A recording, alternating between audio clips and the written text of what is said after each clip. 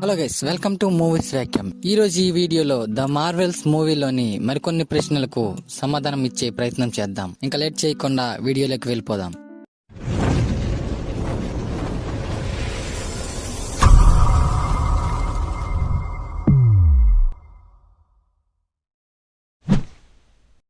ఈ మూవీ చివరిలో మోనికా వెళ్లిన యూనివర్స్ ఎర్త్ 838 అయినా the Marvel's movie post credits లో మోనికా వెళ్ళింది ఎర్త్ 838 యూనివర్స్ కి కాదు. ఇక్కడ మీరు గమనిస్తే మారియా బైనరీ ఫామ్ లో ఉంటుంది, కానీ ఇల్యూమినాటీలో మారియా ఒక క్రూషియల్ కెప్టెన్ మార్వెల్ గా కనిపించింది. అంతేకాకుండా ఎర్త్ 838 యూనివర్స్ హీరోస్ కి మోస్ట్ అడ్వాన్స్డ్ టెక్ ని కలిగి ఉన్నారు. అంతేకాకుండా మల్టీవర్స్ గురించి చాలా విషయాలు వీరికి తెలుసు. కానీ మోనికా వెళ్లిన యూనివర్స్ లో బీస్ట్ కి ఇంకా మల్టీవర్స్ గురించి పూర్తిగా తెలిసినట్లు అనిపించడం లేదు. బీస్ట్ మోనికాను చూడగానే మల్టీవర్స్ లో ఆమె ఇక్కడికి రావడం అసాధ్యమని, ఆమె ఇక్కడికి ఎలా వచ్చిందో రీసెర్చ్ చేస్తున్నట్లుగా అతను అక్కడ చెప్పడాన్ని మనం గమనించవచ్చు. అదే విధంగా అక్కడ మారియా చేతికి మెగా బ్యాండ్స్ ని కూడా మనం చూడవచ్చు. కానీ 838 యూనివర్స్ లో మారియా చేతికి ఎలాంటి మెగా బ్యాండ్స్ కూడా ఉండవు. దీన్ని బట్టి మోనికా ఖచ్చితంగా 838 యూనివర్స్ వెళ్ళలేదని చెప్పవచ్చు. అదే విధంగా డెడ్ పూల్ 3 మూవీలో కనిపించే డెడ్ పూల్ కూడా ఈ యూనివర్స్ కి చెందిన వ్యక్తి అయ్యే అవకాశం కూడా ఉంది. ద మార్వెల్స్ మూవీలో కనిపించిన స్క్రల్ లీడర్ ఎవరు? అతని పేరు డ్రోగ్. క్రీ సోల్జర్స్ స్క్రల్స్ గ్రహంపై దాడి చేసినప్పుడు చాలా మంది వేరు ప్రదేశాలకు వెళ్లి నివసించసాగారు. అందులోని కొందరే ఈ టార్నాక్స్ గ్రహంపై నివసిస్తున్నారు. వారికి నాయకత్వం వహిస్తూ డ్రోగ్ ఉంటున్నాడు. కానీ మార్వెల్ కామిక్స్ లో డ్రోగ్ స్క్రల్ ఇంపీరియల్ కోర్ట్ యొక్క head priest of the sciences గా ఉంటాడు. ఇతనే సూపర్ స్క్రల్స్ ని తయారు చేయడంలో కీలక పాత్ర పోషించాడు.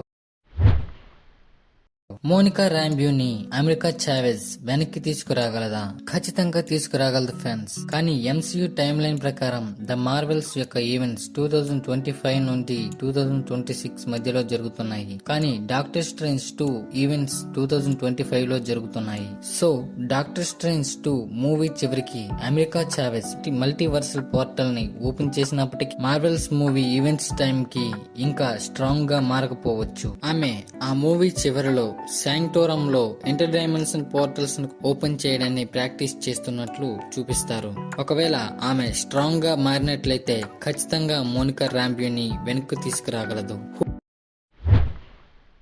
Who is Binary? బైనరీ అనేది కెప్టెన్ మార్వెల్ యొక్క ఎనదర్ ఫామ్. ఒక సమయంలో ఈమె తన పవర్స్ ని పోగొట్టుకుని గతాన్ని కూడా మర్చిపోతుంది. ఈ సమయంలో ఈమె బందీగా ఉంటుంది. కానీ గ్జేవియర్ వలన మరలా తన జ్ఞాపకాలని పొందడం వలన ఆమె ఇంతకు ముందు కంటే ఎక్కువ పవర్ఫుల్ గా మారుతుంది. దీనిని బైనరీగా పిలుస్తూ ఉంటారు. కానీ ఎంసీఈలో ఈమె స్టోరీని వేరే విధంగా మార్చే అవకాశం ఉంది.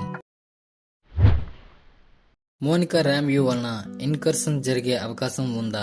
డాక్టర్ స్ట్రేంజ్ 2 మూవీలో రీడ్ రిచర్డ్స్ చెప్పిన దాని ప్రకారం ఒక యూనివర్స్ చెందిన పర్సన్ వేరొక యూనివర్స్ కి వెళ్ళినప్పుడు అక్కడ జరిగే ఈవెంట్స్ లో ఫిజికల్ గా పాల్గొనడం వలన ఇంటరాక్షన్ ఏర్పడుతుంది.